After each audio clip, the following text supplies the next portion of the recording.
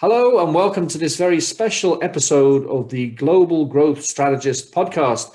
I'm delighted to be joined today by someone who, like me, is self-described as a growth strategist. She's a business growth strategist and author by the name of Meredith Elliott Powell. Meredith, how are you? It's good to meet you.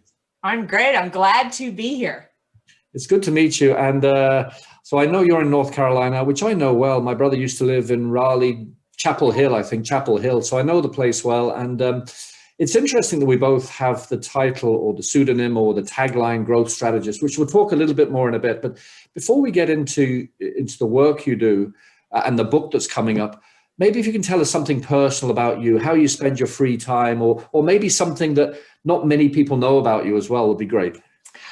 Let's see. Well, a couple of things. Number one is if I am not in my house working, I am out doing something active. My goal in life has been to be mediocre at sports, to do everything and not do it well enough that if somebody asks. So I play golf, I ride mountain bikes, I ride road bikes, I ski, I fly fish. If it is an outside activity, pretty much I do it. And something people don't know about me is that I actually years ago got my picture featured in Golf Magazine, which is kind of a highlight for me. Wow. Well, that's pretty cool. As somebody who used to play golf very badly for 10 years when I lived in Australia, that's quite a feat. I mean, that's cool. So that's wonderful. So you describe yourself as a business growth strategist. What exactly is that, and what specifically do you do? Yeah. So, it's funny. I really started my career out in sales, and that's really what I did is I helped companies, organizations, build sales strategies and train people to sell. But I learned very quickly that just selling wasn't enough.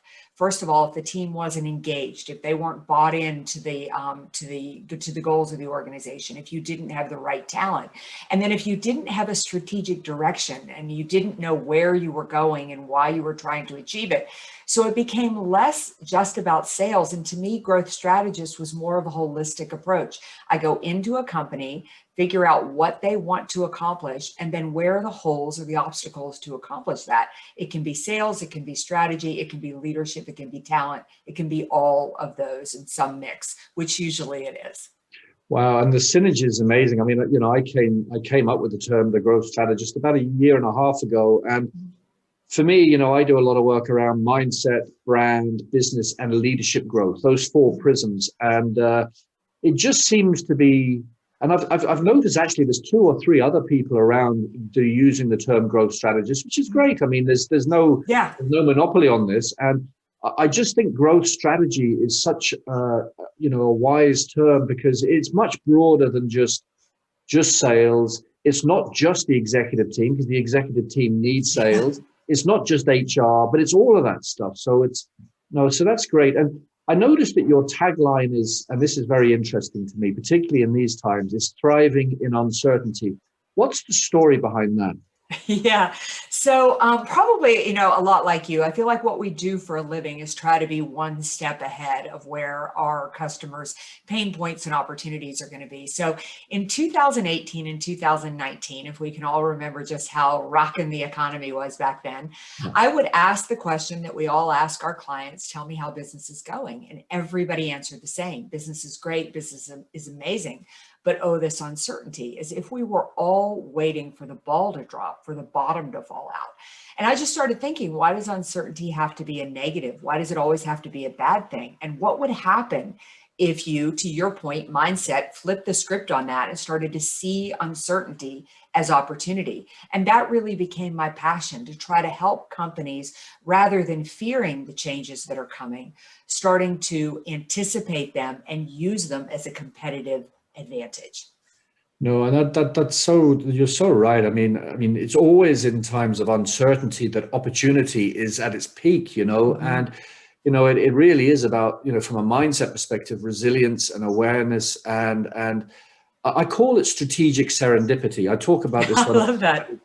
Which is, basically making your own luck, which means you have to work hard.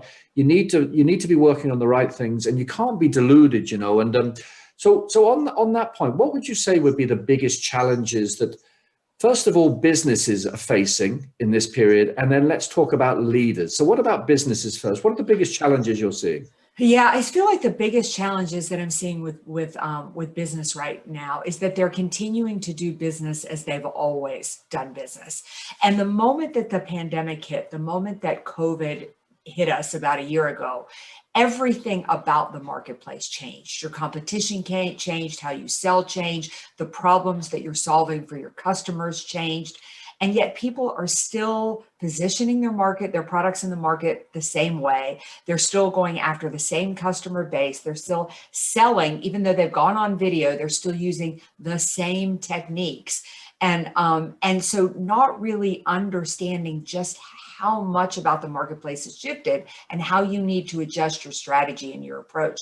And I'd say with leaders, I find with so many leaders, they're stuck. They're continuing on this treadmill of pushing and managing people and not really leading them through a pandemic and leading them, casting a vision and saying, this is where we're going. This is how we're going to get there. Right now really calls for leadership, and you've really got to step to the plate with that and understanding what it takes to lead people through a crisis. No, I agree. And, I could talk about this forever because there are so many aspects. And, for me right now, more than ever, I call it the 3 C's. I think leaders need to be calm, compassionate, but also courageous. And what I mean by that is kind of a 3-legged stool. It's very hard, when I work with the leaders I work with, and these are mutually incompatible. They have to manage costs and efficiencies because things are tough, right?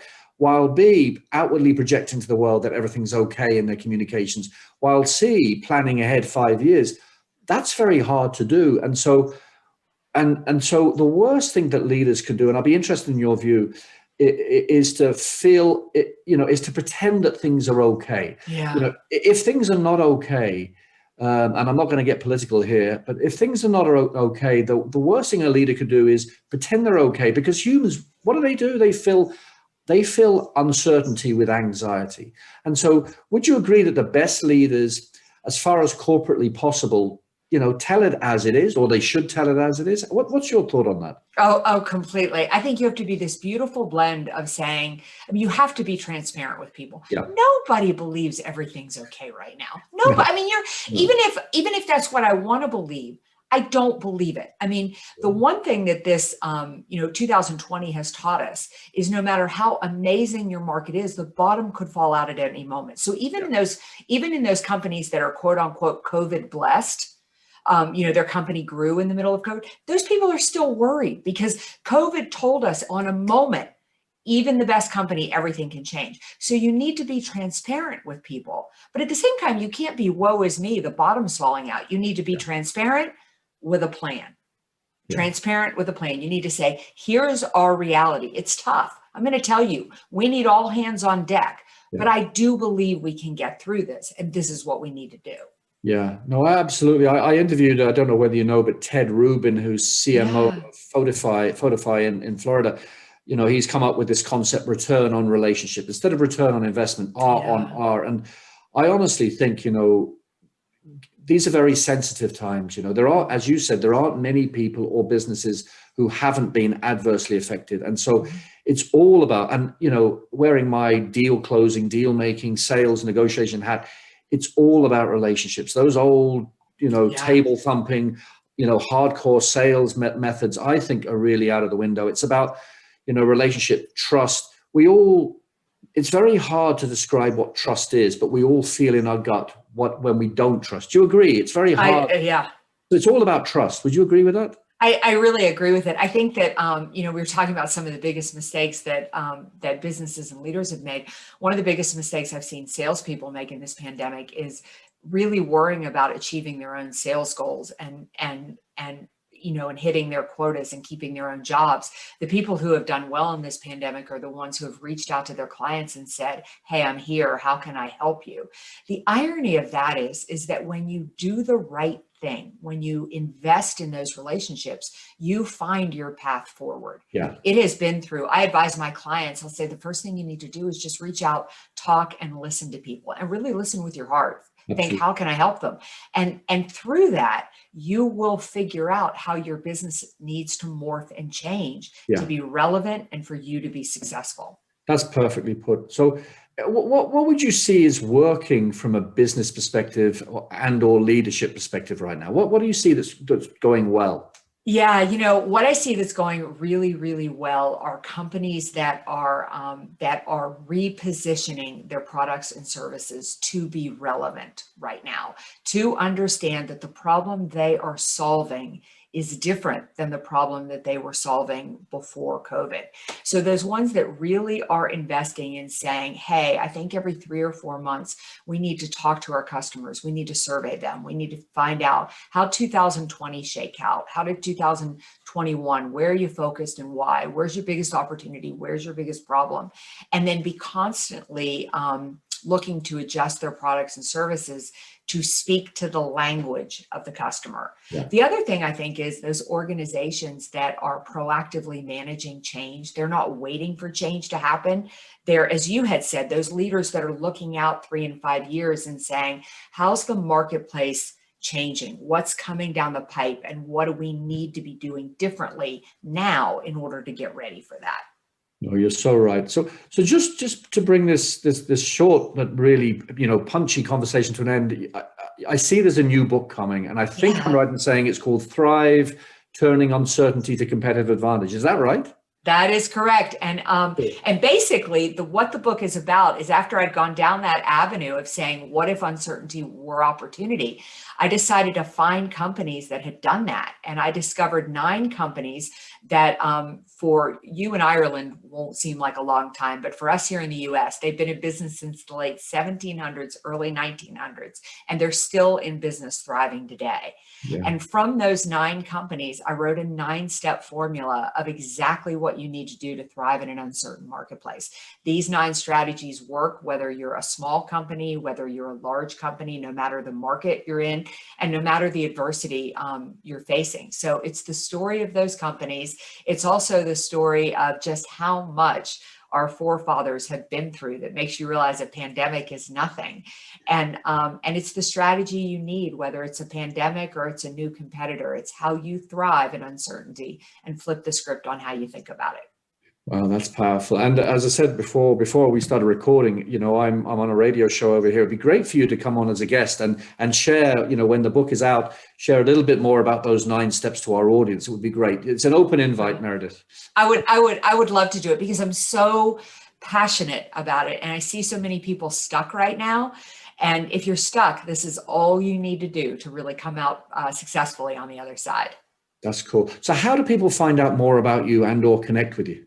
Yeah, so just you can reach me at my website, which is valuespeaker.com, just the terms valuespeaker.com. And actually at that website, there's a purple bar at the top called Emerge Successful. If you click that, it is full of free tools and resources to help you through this pandemic. Or they can find me like We Connected on LinkedIn. That tends to be the social media platform I live on more than any other. But I'm a passionate believer, build your network, change your life. So if you connect with me, I will connect with you. That's perfect. And hopefully we can play golf in Ireland in September when you come over. That is my plan. Yeah, that would be wonderful. Well, it's been great chatting with you, and we'll keep in touch and hopefully see you in Ireland in September. I would look forward to it. Thanks so much. Thank you. Bye.